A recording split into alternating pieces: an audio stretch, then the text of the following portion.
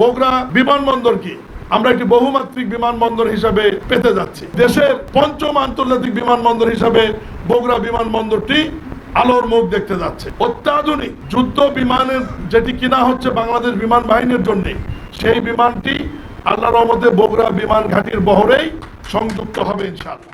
বগুড়াবাসী দীর্ঘদিনের দাবি ছিল বগুড়া বিমানবন্দর। ইতিমধ্যে জানেন মহান আল্লাহর ইচ্ছায় কোনো কিছু দেরি হলে সেটা মনে হয় ভালো কিছুই হয়। প্রথম বগুড়া এয়ারপোর্ট হলে হয়তো সাধারণ একটি ডোমেস্টিক বা অভ্যন্তরীণ এয়ারপোর্ট হিসেবে কার্যক্রম চালু হতো। যেহেতু দেরি হয়েছে, দেরির সুফল হিসাবে বগুড়া বিমানবন্দর কি আমরা একটি বহুমাত্রিক বিমানবন্দর হিসাবে পেতে যাচ্ছি। সেখানে 6টি সুবিধা থাকছে আমাদের।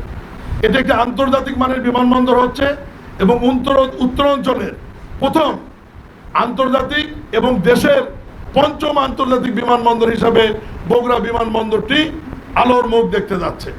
এই বিমানবন্দরে শুধু বিমানবন্দরই থাকছে না, এর পাশে বিমান বাহিনীর একটি অনুমোদিত যুদ্ধ করার মতো ঘাঁটি ইতিমধ্যে অনুমোদন হয়েছে এবং উত্তরাঞ্চলের প্রথম বিমান ঘাঁটি যেটি অনুমোদন হয়েছে আজ থেকে 1 মাস আগে, সেটি বগুড়াতেই হচ্ছে। এবং অত্যাধুনিক যুদ্ধ বিমানের যেটি কিনা হচ্ছে বাংলাদেশ বিমান বাহিনীর জন্য, সেই বিমানটি আল্লাহর রহমতে বগুড়া বিমান ঘাঁটির বহরেই সংযুক্ত হবে ইনশাআল্লাহ। এর বাইরে বগুড়া বিমান বাহিনীর আরও 2টি কার্যক্রম এখানে পরিচালিত হবে। একটি হচ্ছে পাইলটদের ট্রেনিং সেন্টার। এখানে শুধু বিমান বাহিনীর সদস্যরাই ট্রেনিং নেবে না, মাননীয় প্রধানমন্ত্রী আলাদা অনুশাসন জারি করেছেন যে এই ট্রেনিং সেন্টারে পাবলিকদের সন্তান বা বেসরকারি আপনাদের সন্তানরাও যদি পাইলটের ট্রেনিং নিতে চায়, তারা এখানে পড়াশোনা এবং ট্রেনিং নিয়ে পৃথিবীর যে কোনো বিমানে তারা বহরে পাইলট হিসাবে দায়িত্ব পালন করতে পারবে। সেটা বাংলাদেশ বিমান হোক, US বাংলা হোক, সৌদি এয়ারলাইন্স হোক, কাতার এয়ারলাইন্স হোক, যে কোনো জায়গায়।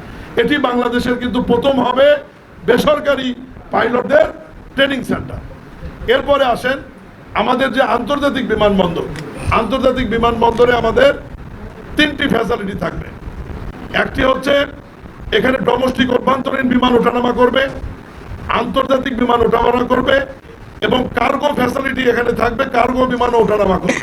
কার্গো ফ্যাসিলিটি রাখার উদ্দেশ্য হচ্ছে উত্তরাঞ্চল একটি ছোট খাটো বা ভারী শিল্প না হলেও মাঝারি শিল্পর একটা বড় হাব এবং কৃষি উৎপাদনে এই অঞ্চলটি উদ্বৃত্ত।